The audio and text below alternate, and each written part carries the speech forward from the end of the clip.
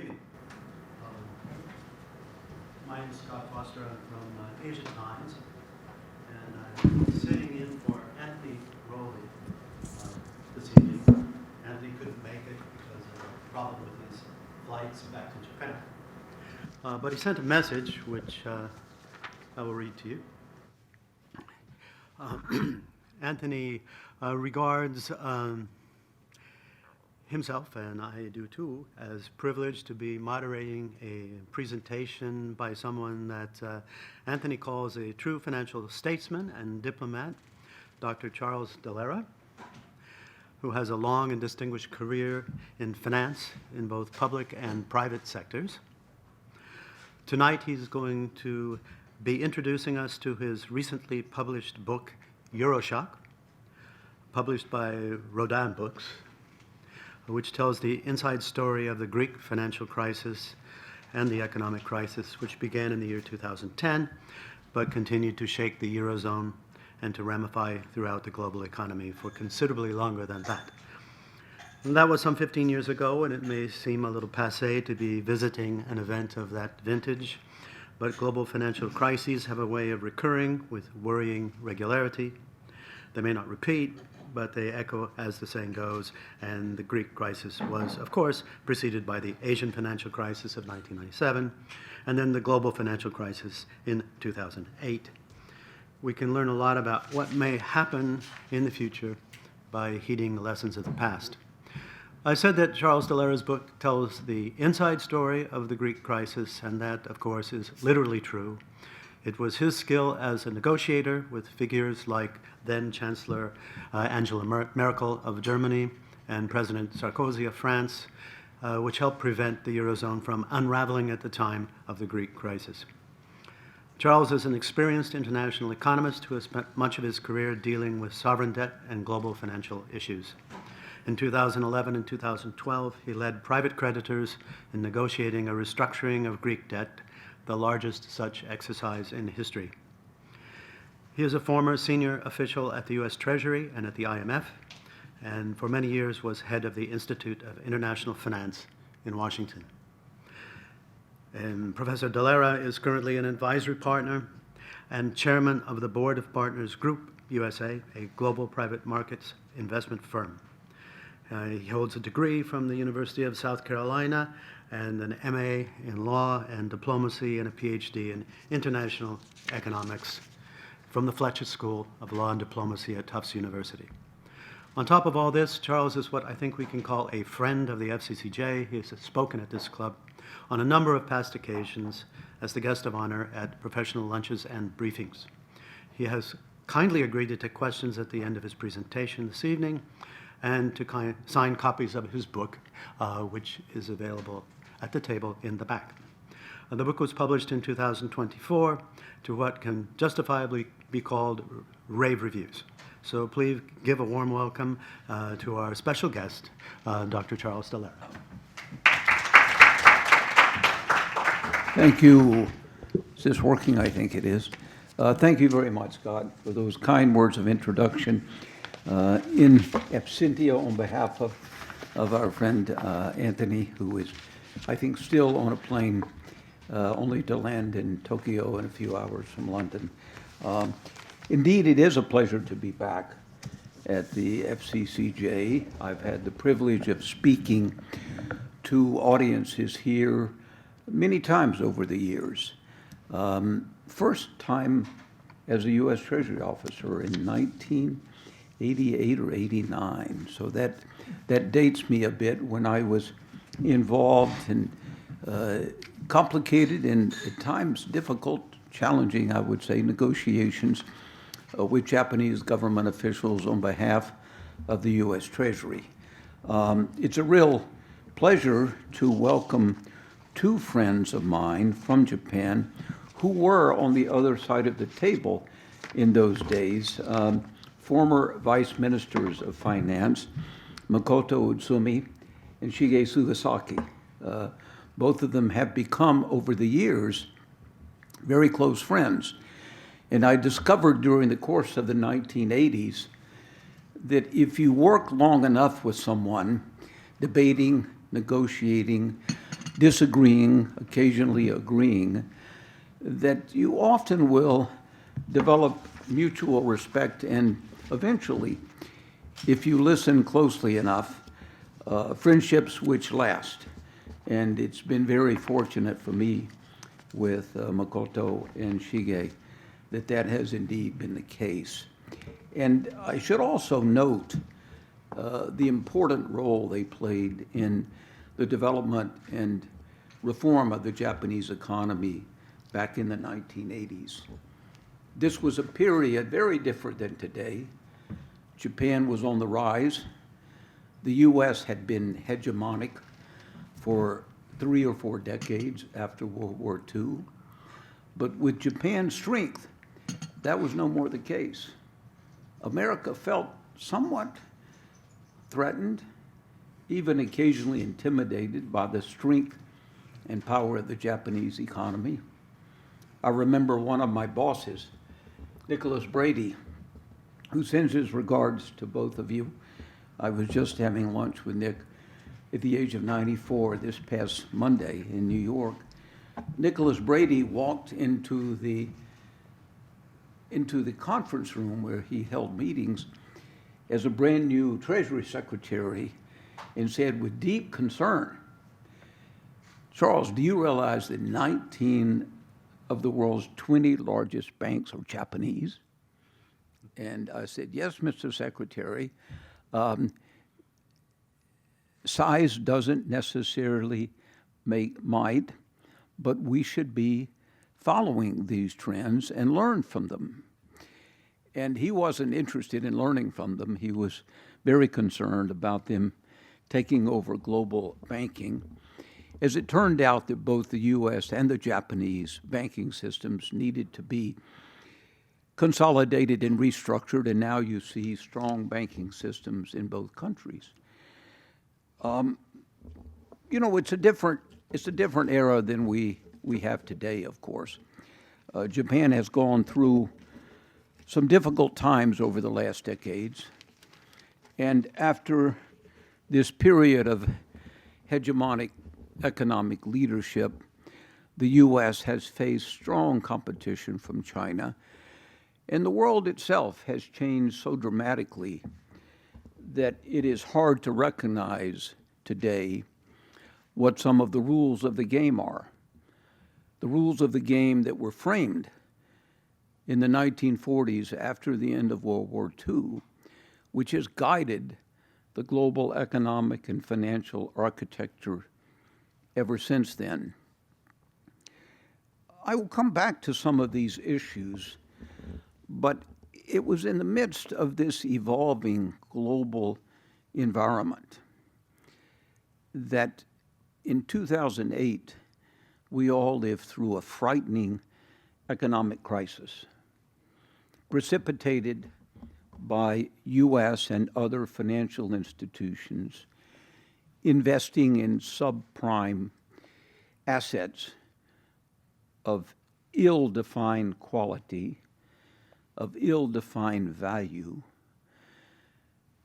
And with the collapse of Lehman Brothers, I suspect many around this table can remember the chaos, the volatility, and the disorder that unfolded in the fall of 2008 and throughout most of 2009. It frightened the world's economic and financial leaders, and they came together in efforts led by Gordon Brown, who at the time was the Prime Minister of the UK, to try to find a means of stabilizing the world economy. After a year of collapse, that succeeded. And by the end of 2009, as some of you may recall, recovery was on the way. Damage had been done, and unemployment had skyrocketed in many corners of the world. But it wasn't necessarily a matter of great concern when in the fall of 2009, a Greek politician named George Papandreou was elected as the new Prime Minister of Greece. After all the world had lived through the previous year, no one, and I am sure no one, anticipated that this could precipitate another financial crisis which threatened to become as disruptive as the global crisis had been in 2008 and 2009. At the time, I was running the Institute of International Finance, and I had been actively involved in efforts to stabilize the global financial system. This had been my area of focus, and frankly, I had not paid hardly any attention to what was going on in Greece. Prime Minister Papandreou, who is the son and grandson of two other prime ministers who have led Greek governments over the course of the past 50 years, took over and immediately found that he had a fiscal problem.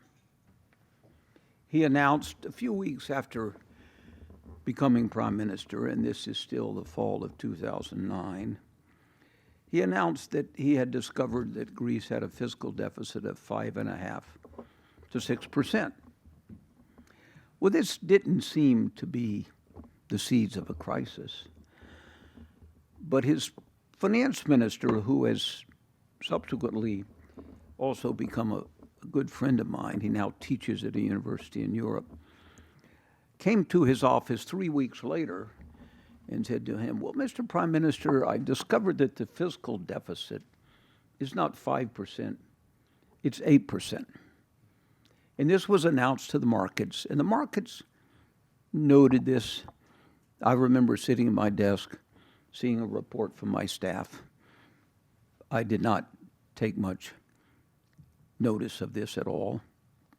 I thought, well, this is Greece, is to be predicted. They don't get the numbers quite right. But then a few weeks later, they announced that it was 11%. And this is for the same period of time. This is for the fiscal year of 2008. And at that point, the yellow lights started to go off in many places in the marketplace. And concerns started to be raised. Pressure started to be placed on the Greek stock exchange and on Greek debt. My own staff started to come visit me to say, "Charles, you must give some attention to this." It was only, however, a few weeks later, and this all happened in a period of 3 months, when the finance minister made one more fateful visit to his prime minister's office to announce that actually the fiscal deficit for the prior year was 15%. Well, this was announced to the marketplace, and it immediately froze all investment into Greece. It froze European foreign exchange and stock markets, and became the seeds of what eventually, over the course of the next 2 years, became a severe economic and financial crisis for the whole of Europe, which also permeated global financial markets at the time. It was not unusual, of course, that a sovereign country borrows too much. It happens all the time. It was, however, unusual that a country that was a member of the Eurozone was having severe difficulty raising any new financing from the private markets. Over the course of the 1990s, Europe had decided we're going to create our own competition for the dollar. We're going to leave behind the Deutschmark. We're going to leave behind the Italian lira. We're going to leave behind the French franc, and we're going to create this consolidated amalgam, which will become known as the euro. This was launched technically in 1999 and launched more effectively in the markets in 2002. So at this point, you'd had a common currency for many European countries over the course of nearly a decade. Greece had not been a founding member of the Eurozone because it couldn't quite meet the requirements of fiscal discipline and indebtedness. But they had managed over the following 2 years to monkey around with the data, executed a few very cute swaps in the marketplace, which obfuscated the actual size of their debt. And they managed to persuade the rest of Europe that they should become a member. And I think it was 2003 when they were voted also into the euro. And the Greek drachma became history. Now, all of this happened with a great fanfare, and Europe was extremely proud, rightfully so, at creating its own common currency. They had yearned for this really since the days of de Gaulle, because they always had a degree of resentment over the strength of the dollar in global markets. So now they had this prize, which really was the centerpiece of European economic and financial integration. And suddenly, sovereign debt problems began to crop up all around Europe. Greece was the most severe, but if you roll back the clock 12, 13 years, you'll find that Ireland, Portugal, Spain, and Italy all had serious sovereign debt management difficulties at the time. Initially, it was thought that these problems could be managed by Europe without the help of the International Monetary Fund and without the help of private sector organizations like my own at the Institute of International Finance. They tried for 6 or so months to cobble together a Greek adjustment program. If you have any experience with sovereign debt, that you know that typically the approach to managing it is for the IMF to step in, provide a framework of economic stabilization and reform that leads to fiscal and balance of payments adjustment that puts the country back on track for access to private capital. In this case, the Greeks and the Europeans told the IMF, we don't want your help. 6 months later, however, they had to revise this approach because the markets were still frozen and the European economy began to contract. Germany had virtually no growth, and neither did any other country in Europe. So the U.S. was recovering, Japan and China were recovering from the global financial crisis, but Europe was stuck in neutral. And part of the cloud, a severe part of the cloud, was this overhang of sovereign debt, with Greece at the center of it. I'll move forward so as not to go through every twist and turn in this drama, but I would underscore that it took some time for the global economic and financial community to understand how severe these problems were. And finally, the IMF was called in to help. They stepped in with what turned out to be a very severe economic adjustment program for Greece. They provided some financing, but also European community provided some financing. Unfortunately, the adjustment program was too severe and incompatible with the political reality of Greece at the time. The IMF, for example, set forth a goal in the program of $50 billion worth of privatization in 3 years' time. Now, the Greeks loved state-owned enterprises in the past, And anyone who knows the Greek economy realizes that selling off $50 billion worth of assets in the midst of a crisis is nothing but a fire sale and totally inadvisable. The IMF didn't seem to understand this, and Greece was forced to sign virtually anything that was put in front of them. So this didn't work either. At that point, in the course of 2010 and 11, we were asked if we would come advise the Greek government.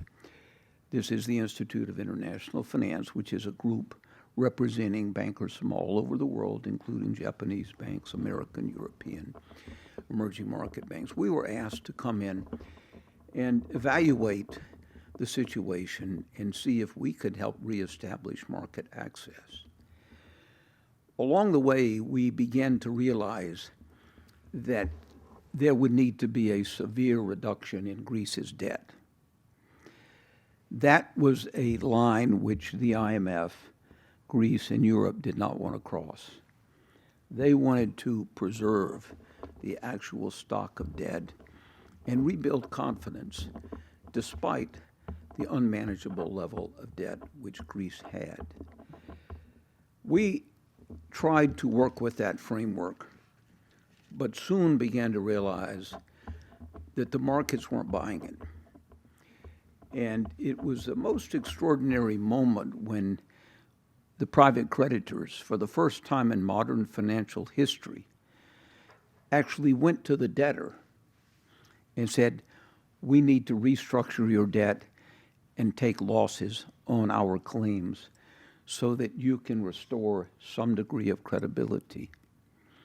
This was seen as a rather shocking development, and it was. But we had come to realize that in the absence of this, the euro would probably be torn apart, and Greece would be forced out of the euro, with most likely Italy to follow. This was also continuing to permeate the anxiety and volatility of global markets and beginning to be a major concern in the United States.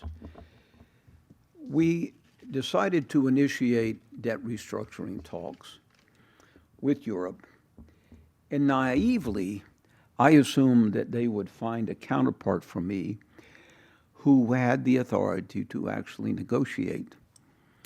That was not the case.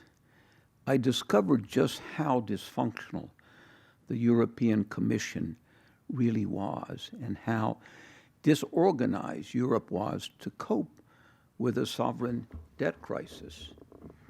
Many of us, including Makoto and Shige, had worked with sovereign debt crises over the course of the 1980s in Latin America.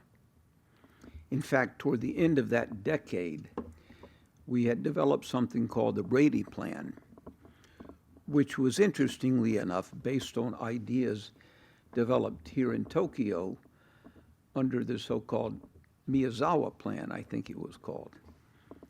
The Brady Plan turned out to be a huge success for Latin America because it enabled the cloud of debt over Latin America to be removed.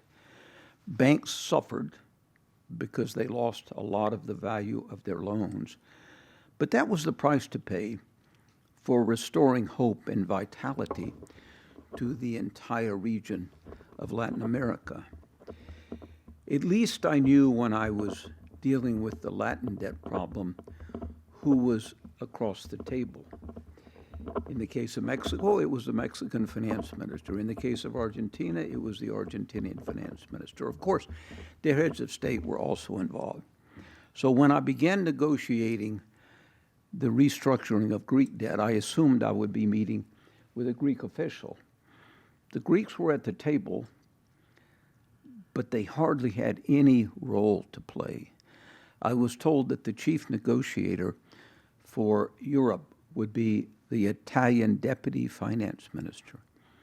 I scratched my head. I said, how's this possible? Italy has its own massive set of problems. You may remember there was a fellow running Italy at the time named Berlusconi. And Berlusconi was a character. He makes Donald Trump look very straight-laced. He really was a character, and he was constantly feuding with his finance minister. And so the very idea that his deputy would be my counterpart was rather absurd. The absurdity increased when I went to the first meeting, and he said, and he was surrounded by IMF technicians, by European Commission and ECB technicians, the European Central Bank. But he said, well, I'm happy to work with you, but I have no authority to negotiate anything. So this went on for quite some months, and you'll see some of this recounted in the story where he kept telling me, Charles, I have no mandate to negotiate with you. And so I was negotiating with a ghost. The markets were growing increasingly unstable, and the European economy was increasingly moving into severe contraction. At that point, I began to search rather desperately for someone with whom I could negotiate, and I called Jean-Claude Juncker, who was the senior finance minister in all of Europe. He said, I'll find someone, but he couldn't find anyone. This went on for quite a while until finally we had a series of meetings in Brussels in October of 2011. And we had a sharp disagreement over some matters, and we had to walk out of the room and tell them, we're not going to negotiate anymore unless you find someone with authority. Well, 1 hour later, I was escorted in to meet with Chancellor Merkel, President Sarkozy, and they said, Mr. Dallara, we have authority. What is it you want to do? And so at that point, finally, negotiations seriously began over the restructuring of Greek debt. These negotiations lasted another 6 months, but by March of 2012, we had agreed to sacrifice 73% of the value of the loans to Greece. In one day, we eliminated $107 billion worth of debt, and we restructured another $100 billion worth of debt out over 30 years. Now, these numbers may not seem so dramatic when you look at the trillions of dollars of U.S. debt, but it was the largest debt restructuring in history and remains so even today, 12 years later. The benefits to Greece, however, were long in coming, because by the time the restructuring took place, the Greek economy had collapsed. Unemployment had gone from 7% to 29%. Youth unemployment was over 40%. Suicides were going through the roof, and a country with 11 million people had already lost 700,000 to outbound immigration. Almost 10% of the population had left under the duress.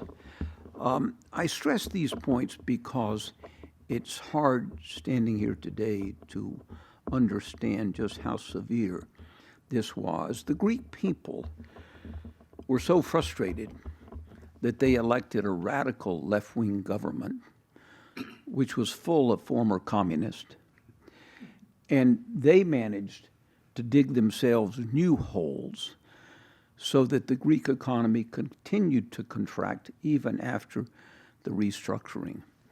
This went on for another few years until finally the Greek government came to its senses, and in 2018 elected a sensible, pragmatic, centrist, conservative government, which has implemented a series of economic reforms over the last 6 years.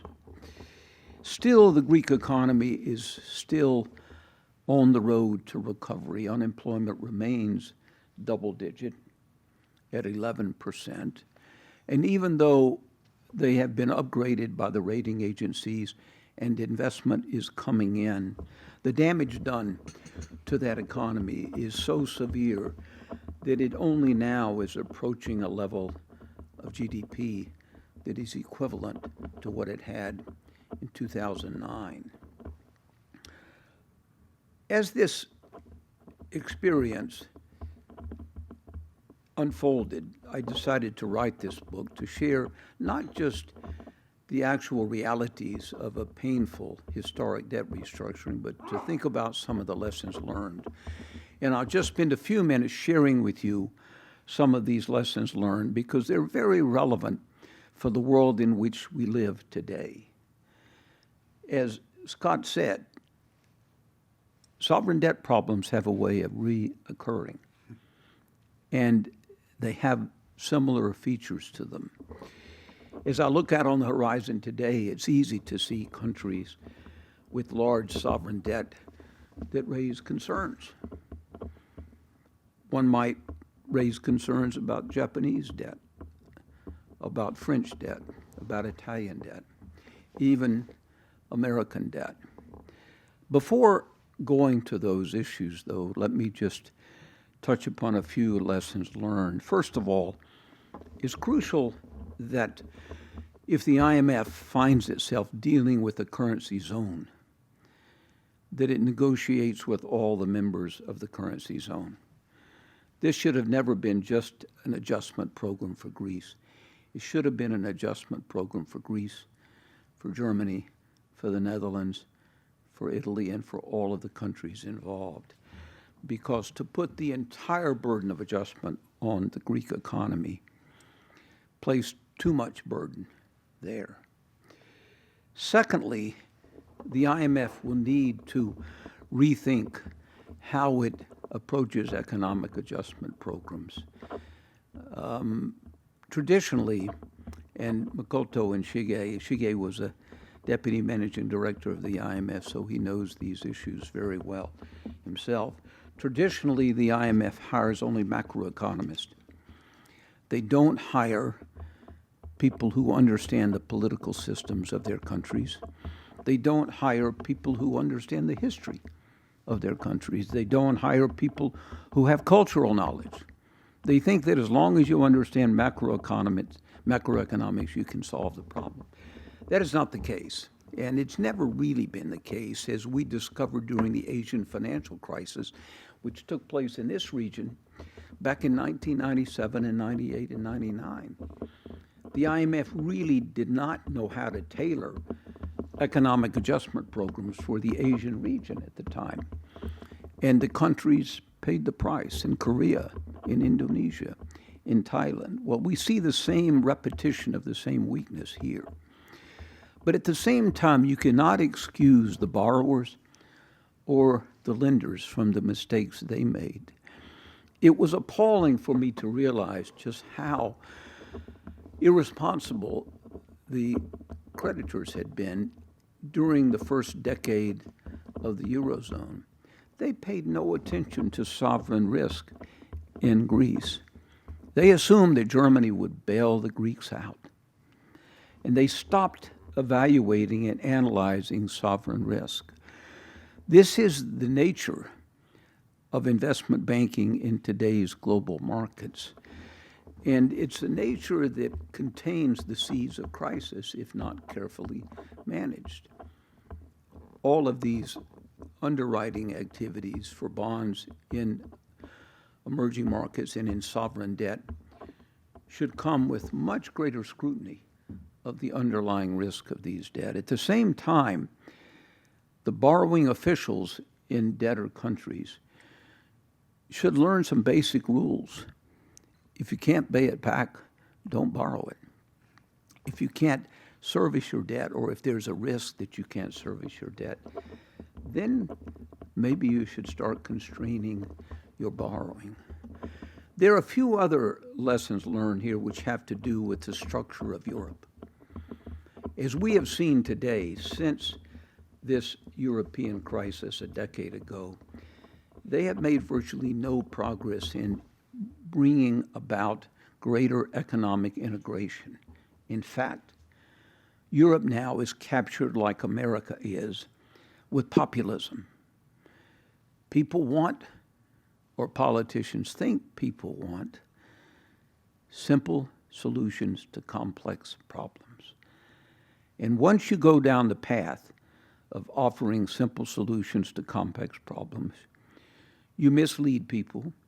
You frustrate them because the problems won't be solved.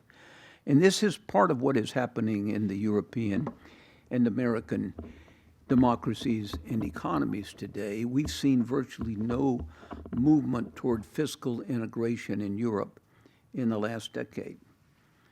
Europe, if it came together in a much more cohesive way, could be a powerful economic and financial entity in the world, equivalent to the scale of the American or Chinese economy. But they failed to move in a direction of more cohesion. And the result of this, that Europe is still very vulnerable to fracturing of the Eurozone. If I look at two countries today which particularly concern me, one is France and one is Italy. You see the political circumstances in France today are quite difficult. President Macron thought that he could challenge his own country by demanding a vote on his credibility, and guess what? They said, we're not convinced you're the right man leading us, but they can't get rid of their president unless he resigns, so he's struggling to form a new government. Meanwhile, the French have made some progress in creating a more attractive framework for private investment. But at the same time, the weight of the French government on the private sector in France is nearly unmanageable. And the expectations of the French people are nearly unrealistic.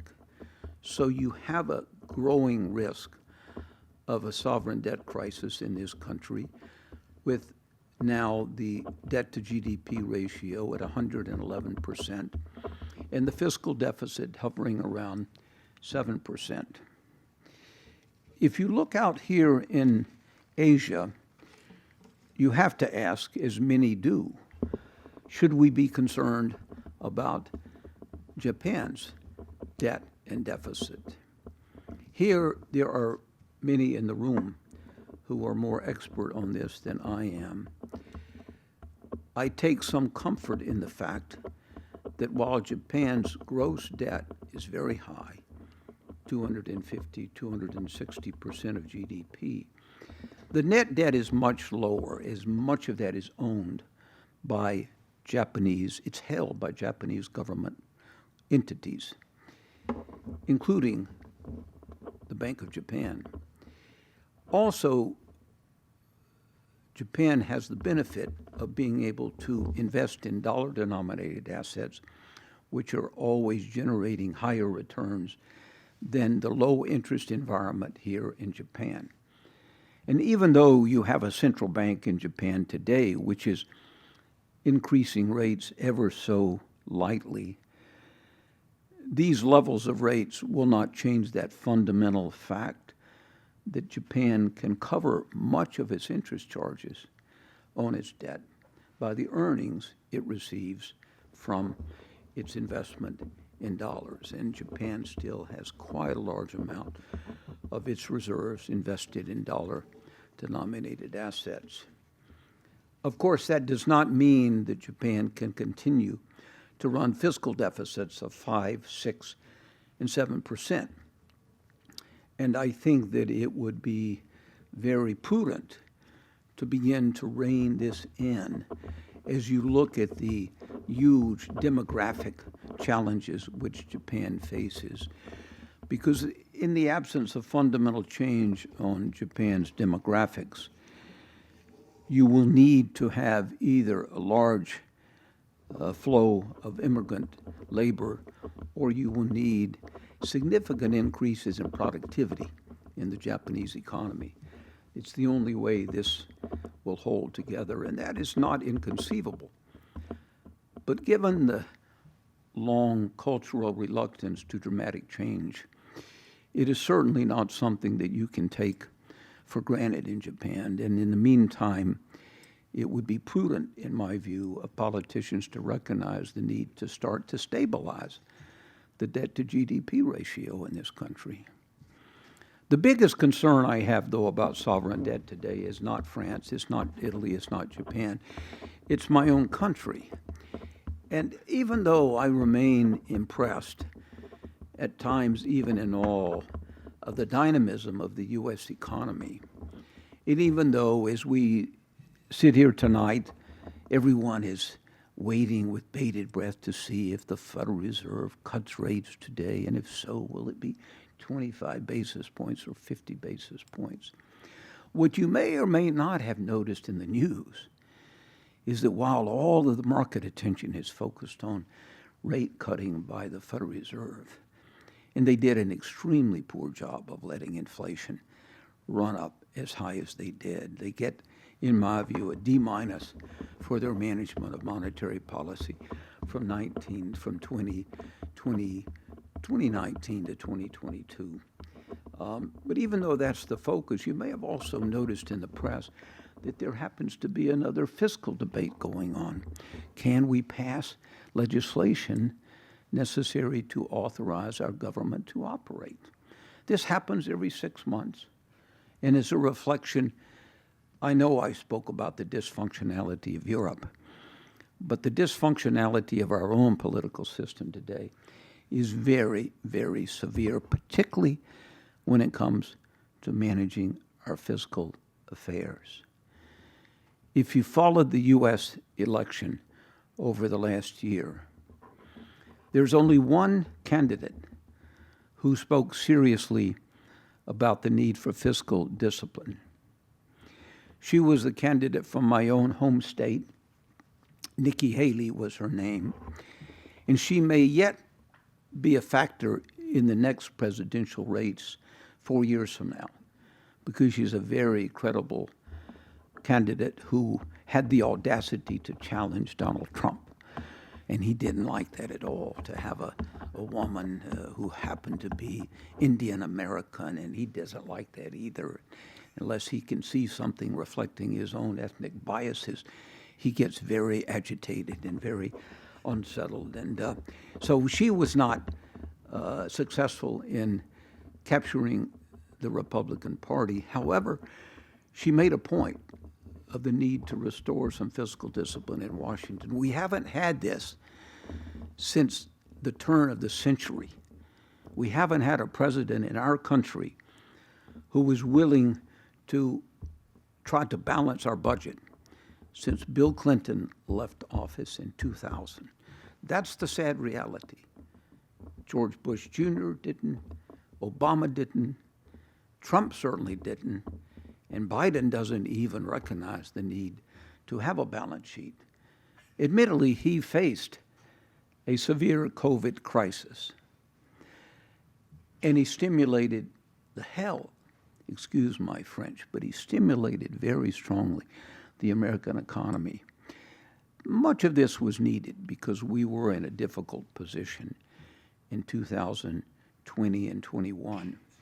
But he followed that up with another major spending program, absurdly called the Inflation Reduction Act, the most absurd name for any legislation that I've ever heard in my life.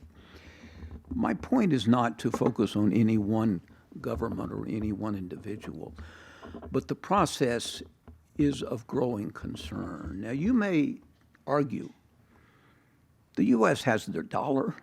We have the reserve currency. We're the most popular, the most dynamic country in the world. We have taken the lead on development of artificial intelligence, and we are now spreading the benefits of artificial intelligence throughout our economy. And there's truth to all of that. But there's also truth to the fact that if you continue to spend beyond your means, eventually the chickens will come home to roost. Now, that will either happen and you will have political leaders who understand the need to try to balance a budget, or most likely it will be forced by market pressures. It was 2011, in the midst of this European crisis, when I awoke one day and I saw, the U.S. had been downgraded by, it was either Moody's or S&P's, I think it was Standard & Poor, who downgraded U.S. debt. Well, that was over a decade ago, and we have yet to take seriously the risk of the markets becoming terribly concerned about U.S. debt and U.S. deficits. Right this year, we're running a deficit of nearly 7%.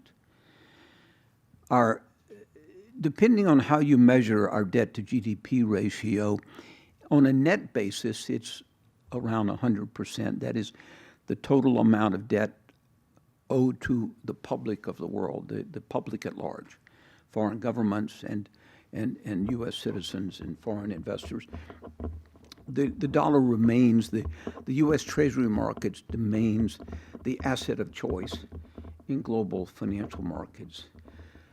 But it doesn't take a complete breakdown in the system to put pressure on the U.S. economy and to put pressure on the markets. I will leave you with one final story from my early career at the Treasury Department. In the late 1970s, we were also facing a severe inflationary problem. Some of you will remember this. In 1979, inflation was not just 9%, which it was with Biden's team last year or 2 years ago, but inflation was over 10%. Interest rates were 17, 18, 19%. And the U.S. had tried various gimmicks to tame inflation. When I arrived as a young officer at the U.S. Treasury Department, someone gave me a button. And I said, "What is this?" They said, "Well, you have to wear it." I said, "Oh, okay, whatever it takes to get a job, I guess." Well, it said WIN, W-I-N, and that stood for Whip Inflation Now. I guess they thought if I wore this button around that somehow this would contain inflation. Well, it didn't work. Maybe my button was too weak, or maybe it was just a misguided idea. As you see today, you see Kamala Harris calling for controls on price gouging at the supermarket. Well, this is pure populist rhetoric.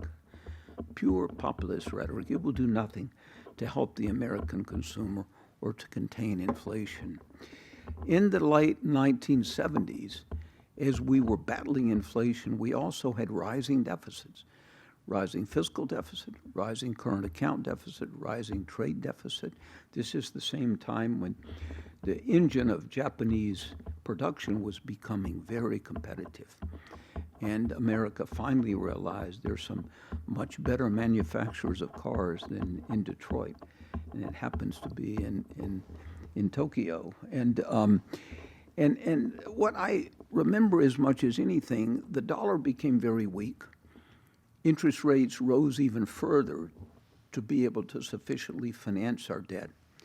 And we had to defend the dollar in foreign exchange markets. In the 1980s, we did that in collaboration with Japan and Europe. In 1979, we had so little liquid foreign exchange reserves. Most of our reserves was in gold. And you can't really trade gold to deal with short-term foreign exchange deposits. So we had to issue debt off-market, denominated in Deutschmark and Swiss franc, so we could bolster our reserves to defend the dollar in the markets.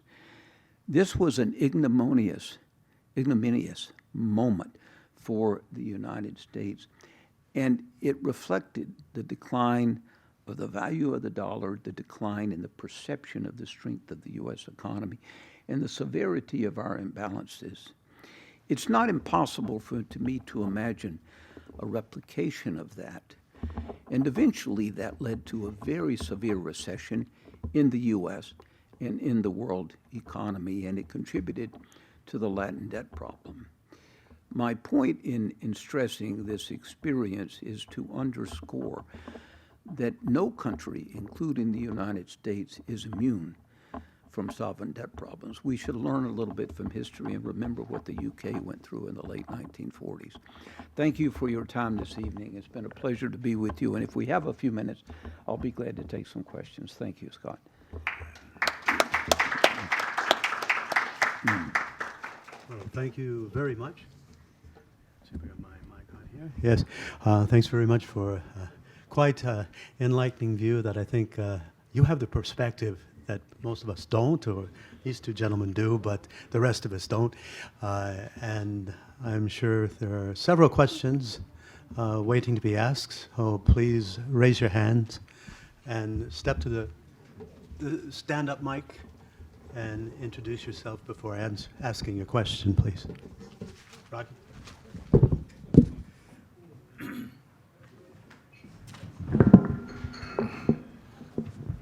Thank you very much for your speech, Dr. Dallara.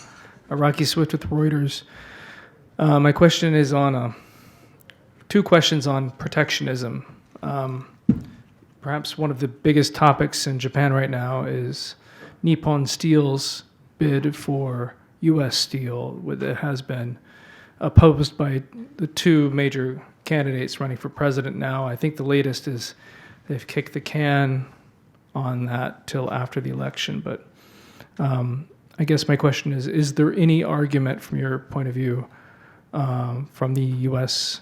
side to block that deal? And second, the Republican candidate, Mr. Trump, seems to be running on his economic policy is primarily on a tariff-based policy that tariffs will pay for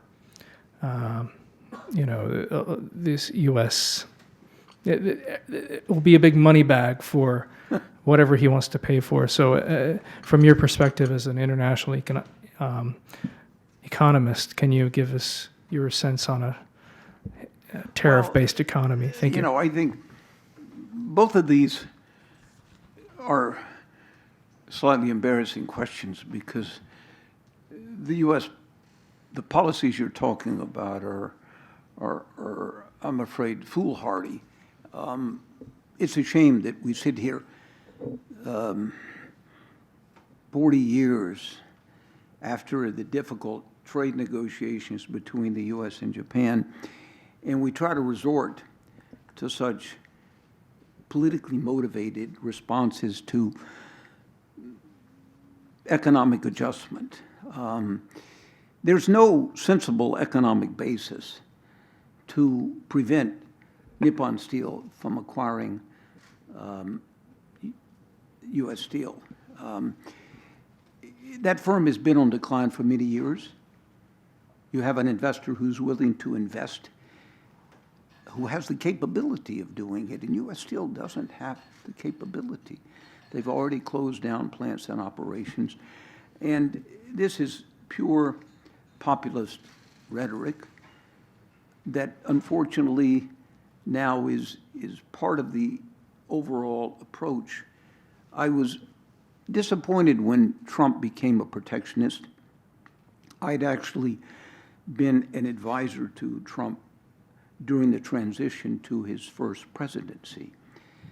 But when I realized that he had no serious interest in economic policy and his trade policy was full of protectionism, I decided I wanted nothing to do with it. Well, he implemented tariffs. He never understood then, and he doesn't understand now, that the bulk of the cost of tariffs is paid for by the American consumer. And if it fills his money bags, it's coming out of the pockets of the American consumer. Of course, some firms will be willing to lose market share, and they will absorb some cost of the tariff. But the reality is that it's an inflationary policy which has no place in sensible macroeconomic management, in my view. And his policies to increase tariffs are, quite frankly, even more frightening. I would stress to differentiate this between security-related constraints on Chinese investment and Chinese exports and the need to limit the technologies that are accessible to Chinese companies and Chinese governments. These are rather different issues. Broad protectionist policies versus targeted tariff policies which focus on dual-use technologies, which I think do have a role to play in the world today.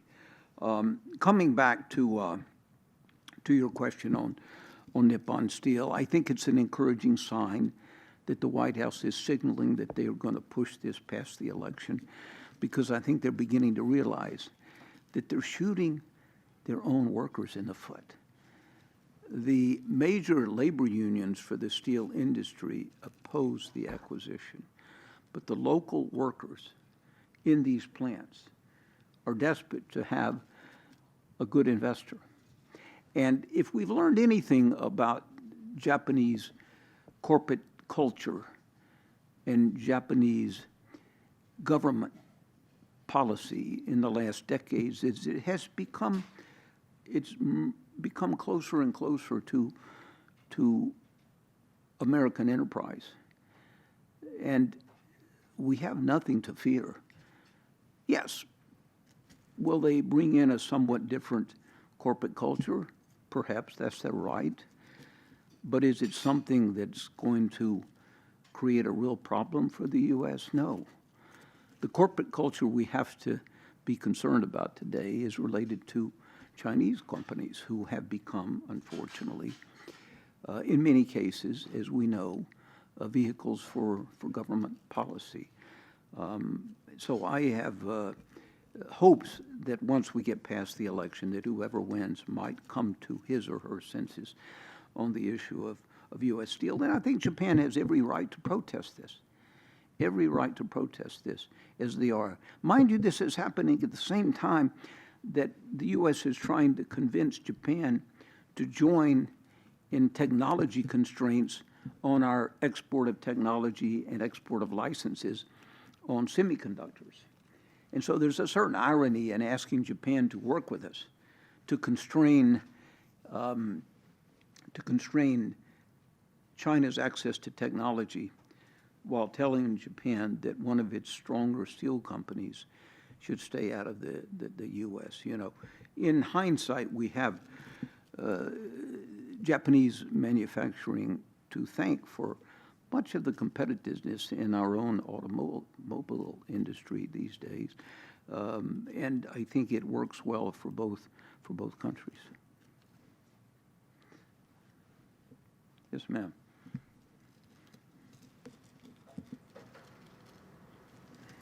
Hi, Naomi Fink from Nikko Asset Management. Now, I wanted to ask about the current situation of the U.S. markets, and I'm not just talking about the Fed tonight, but the bond and the stock market seem to be in two separate worlds. On one hand, there's a very bearish scenario with multiple rate cuts priced into the bond market, which is why long rates are so low.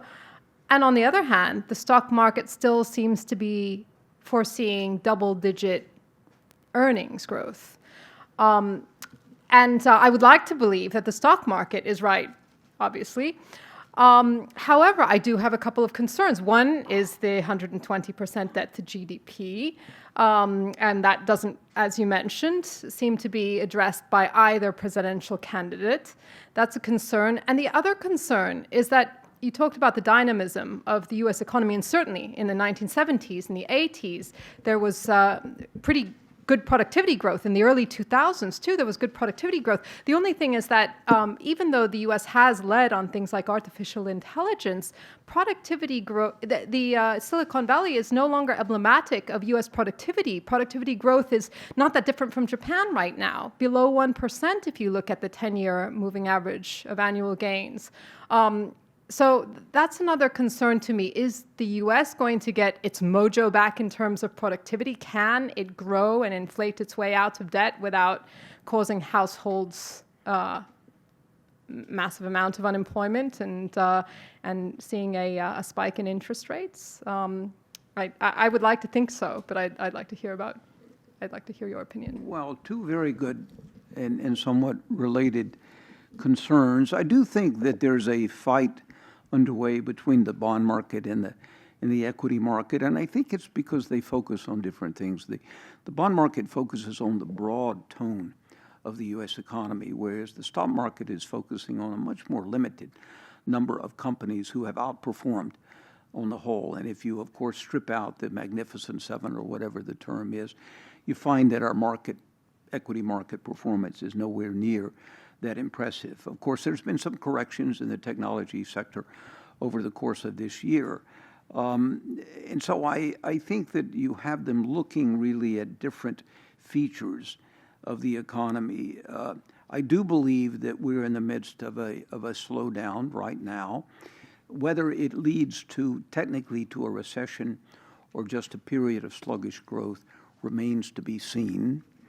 I think you raise a very good question about the longer-term productivity of the U.S.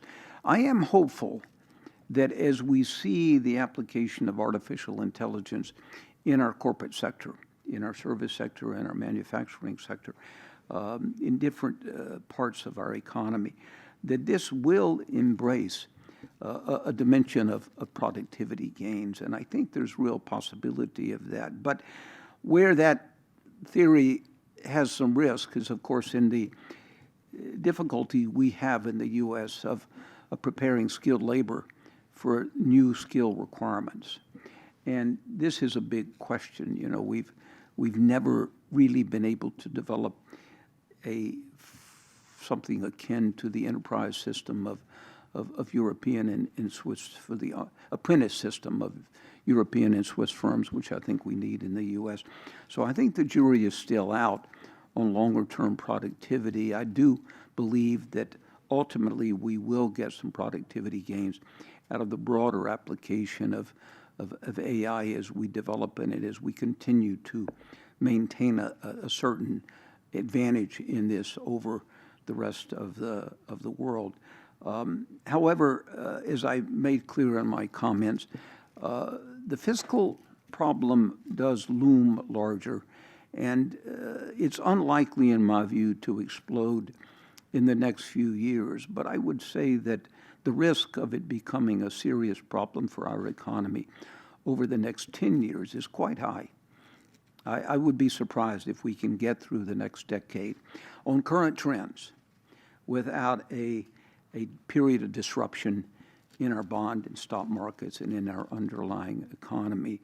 In 1987, I was on my first ever trip to Africa to give some speeches and work with African officials from the Treasury Department. And the minute I arrived, I had the ambassador meet me at the airplane, and I wasn't really expecting the ambassador because usually they would send the economic counselor to meet me or something like that.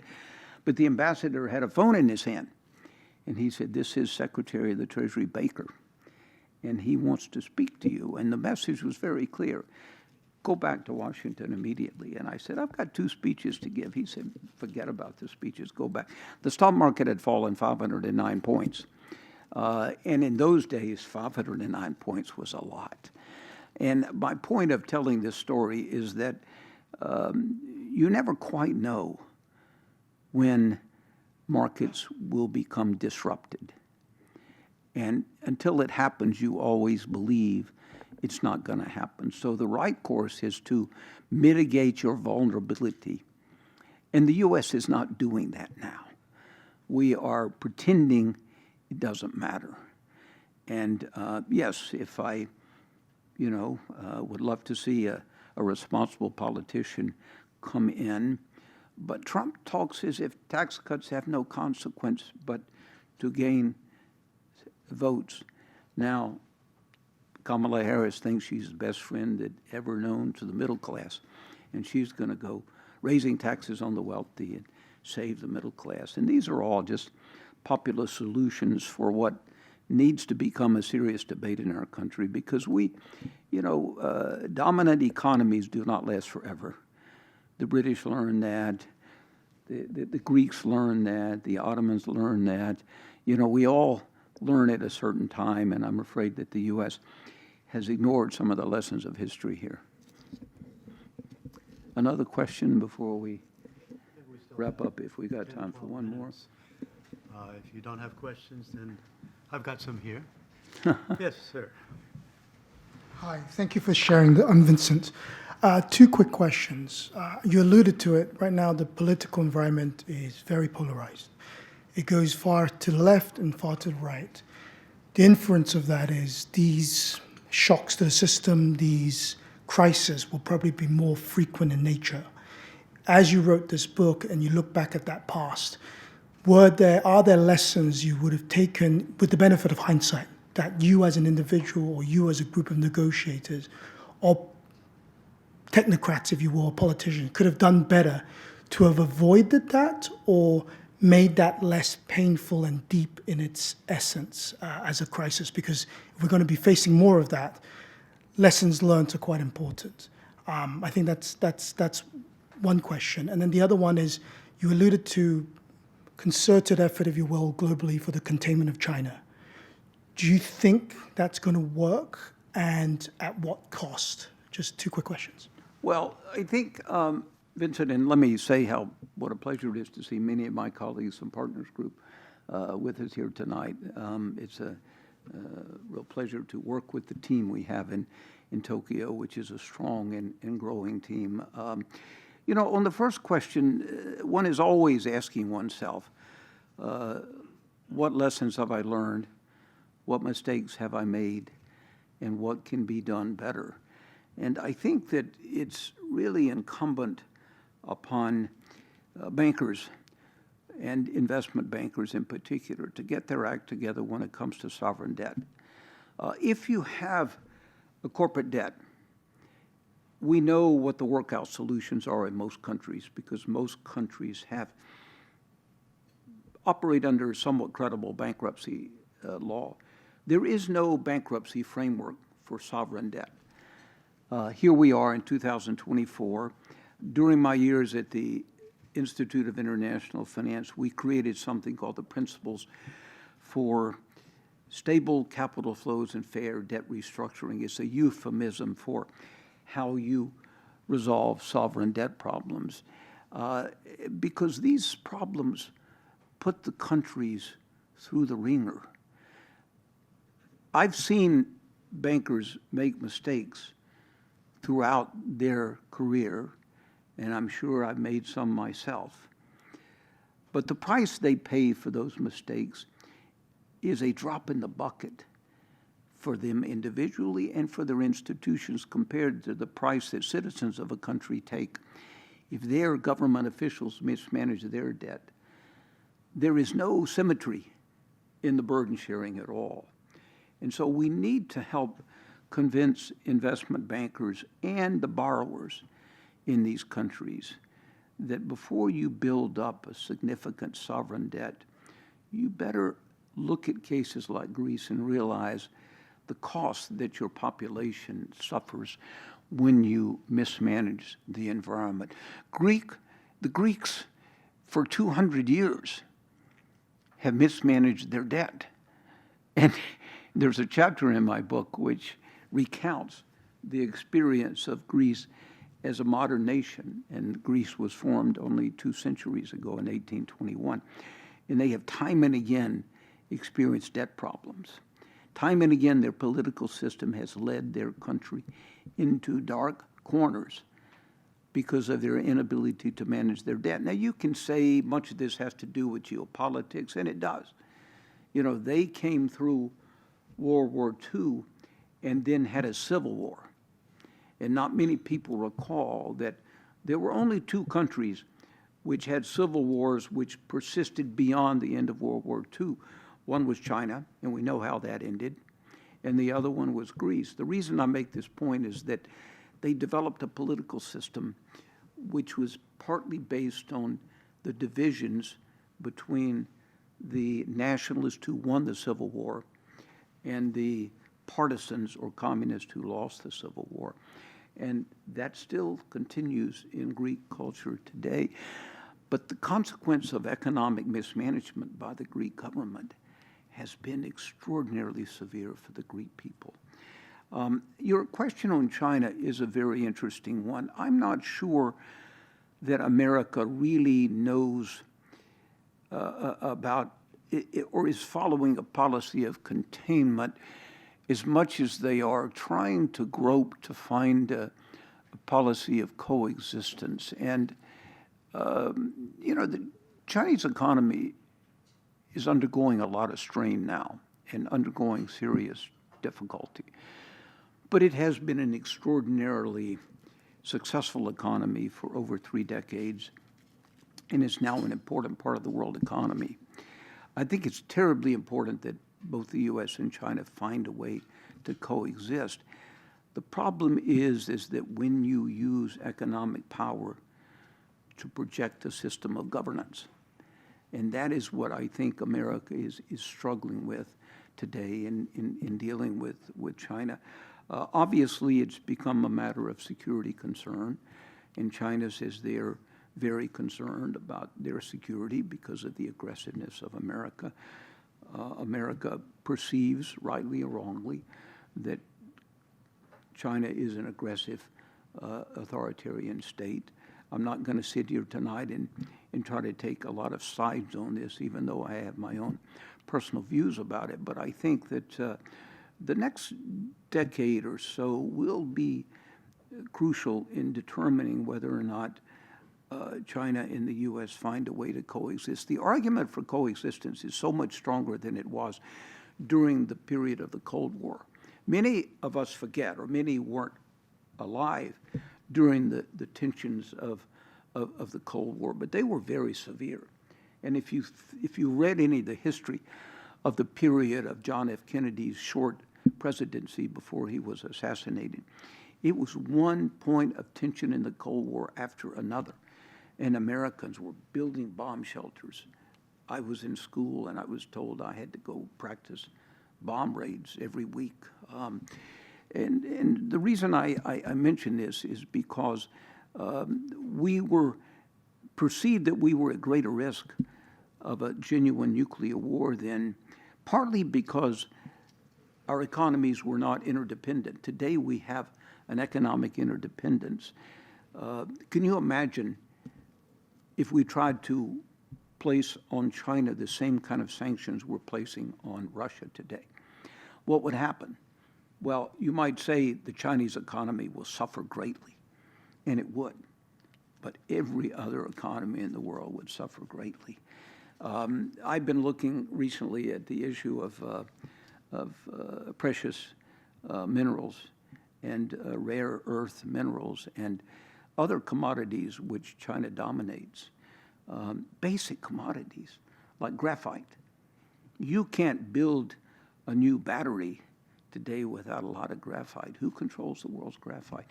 If China wanted to cut off the source of graphite or cobalt, you can name a half a dozen elements in our world, in our scientific world, where China is a dominant player. There's almost an imperative for economic coexistence, and this should drive some balance and reason for military and diplomatic coexistence. Yes, ma'am.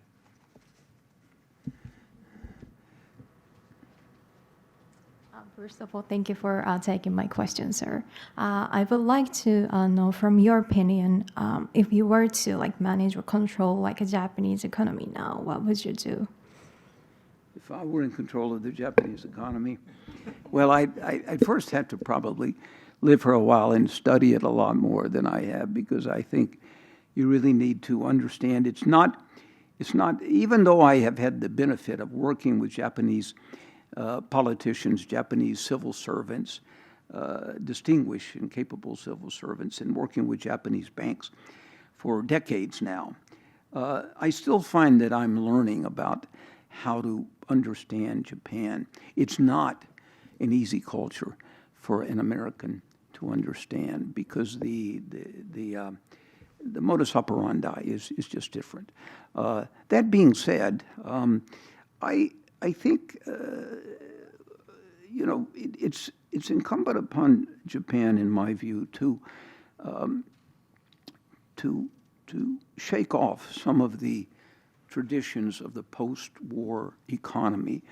That doesn't mean that you have to reshape completely the labor markets. It doesn't mean that you have to open the doors to wide open immigration. But some of the governance changes that are underway in Japan today are long overdue. There has been very little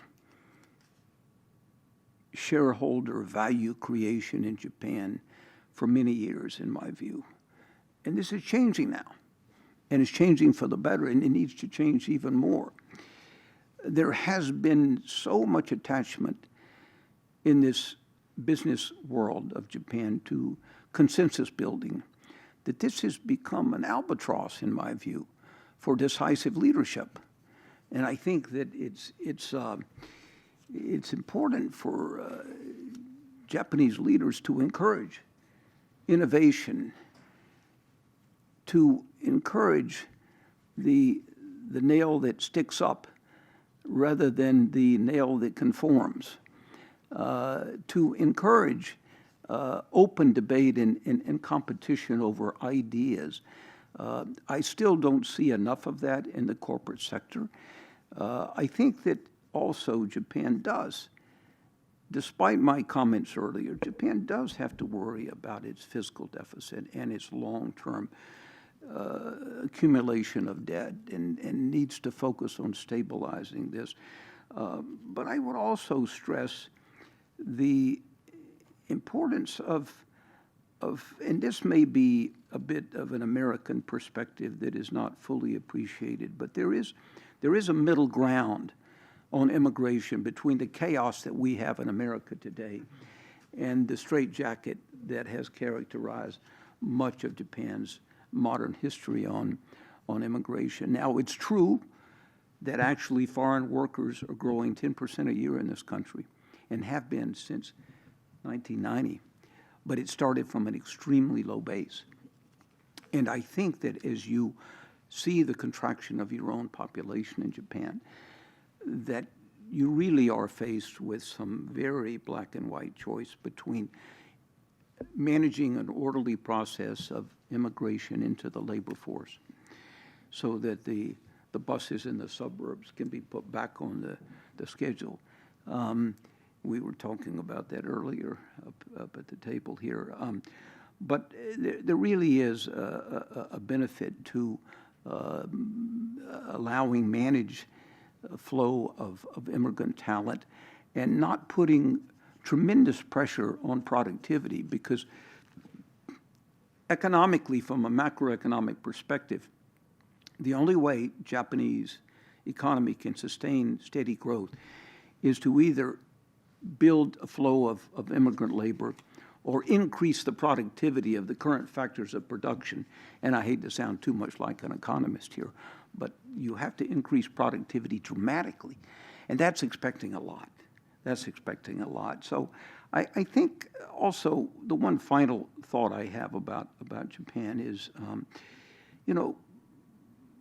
this is easy advice for an American to give, since the outcome of World War II was very different for America than it was for Japan. But put aside old enmities and develop new partnerings in the region and globally. And this is beginning to happen. I see a different dynamic between Japan and Korea today. Long overdue, long overdue. I see a different recognition. And I think it's important for the Japanese people as well to recognize that your security depends upon a strong military. And that's not an easy thing for everyone in Japan to accept, right? Because of the past history of your military. But if Americans can turn the page and build trust and confidence in the partnership with Japan, then maybe the Japanese citizenry can as well. Right. Thank you very much. And thank you for your questions. Now we're going to maintain a tradition at the FCCJ and give Dr. Dallara an honorary membership in the club. Pleasure. I'll be back for dinner every Saturday. Great, that's excellent. Thank you very much. And, Also, a couple reminders. One, the books at the table in the back. And also, on the 26th, Robert Whiting, the man who knows so much about Japanese baseball, will be here speaking at 6 p.m. Anyway, again, thanks Japanese to... baseball sounds Yes. more interesting than Euroshock. Again, thank you very much. Thank you Good evening. for inviting me. Thank you. It's been a pleasure. Thanks, Scott. Thank you. You've been very ably, Anthony.